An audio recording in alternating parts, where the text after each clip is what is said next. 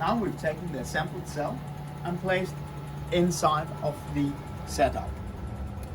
I've here attached on the anode side the electrolyte or anolyte line coming in and going out again. And on the cathode side we have the gas line going in and going out. And please notice that on the anode side where we have liquid coming in, it comes into the bottom and out in the top, so that any gas formation will go up and out, so that we're not trying to pump against it. And on the cathode side where we have gas coming in and potentially liquid coming out, we're going the opposite direction so that the liquid can flow down. Right? So the way this setup works, start over here. We'll have the gas manifold. Right now we're sending only CO2 in, and it's open. We're sending in right now to line B, but the valve down here just merges both of them. So CO2 fills up both channels here and go down into both mass flow controllers. Right now we've set both to 25.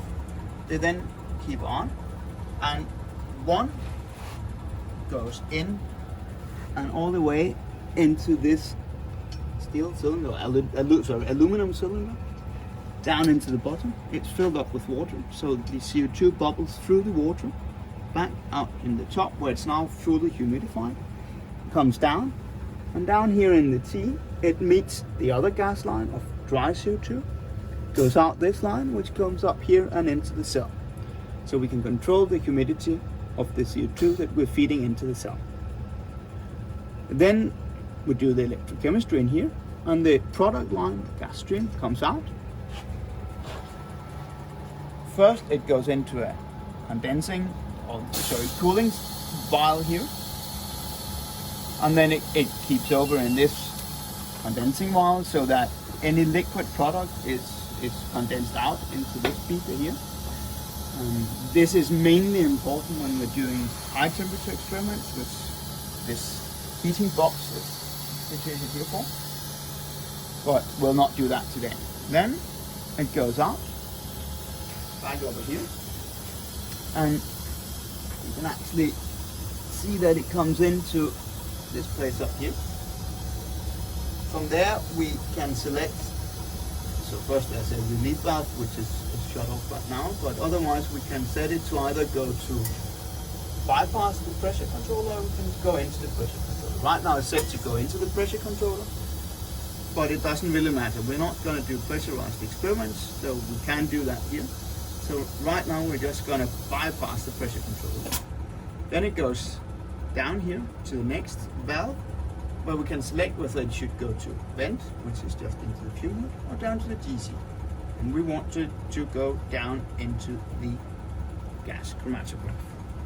Then it goes into the chromatograph, into this line here, and all the way down, and down into the gas chromatograph. There's a small selector valve here, selecting whether we sample from the anode or cathode side. Right now we're only going to sample from the cathode side, so that's not relevant. There's a bypass valve here if we need to, you can say it's a short so that you can minimize the pressure drop over the GC. That's not relevant in this situation either. And then the exhaust just goes back into the fuel hood and out. So when we want to run the experiment, the first thing we need to do is turn on the anolyte flow. And we control this by this little touch screen here. So you can see what we have turned on here is the anolyte, the catholyte, and we have a loop, we have pressure controllers as well. They're all turned off. Right now we have the anolyte running at 50%. We also have a nitrogen flow line for the GC. There will be a nitrogen peak. We use that so that we can measure the flow rate. That's not relevant in this experiment, so you should just ignore that, as well as the nitrogen peaks that you see in the GC signal. We also have the possibility to control temperature, but that's also not relevant in this experiment. But it is all parameters relevant when doing high current density or industrial relevant electrolysis. So, because in industry we will run it typically at around 60 degrees.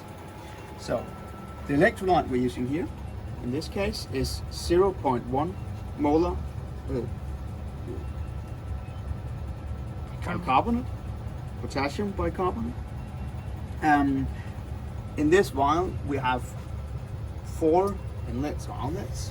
One line is going down to the pump, which you can see here on the outside, and then from the pump it's going back into the cell and it's being pumped around, and then back from the cell and into the vial again.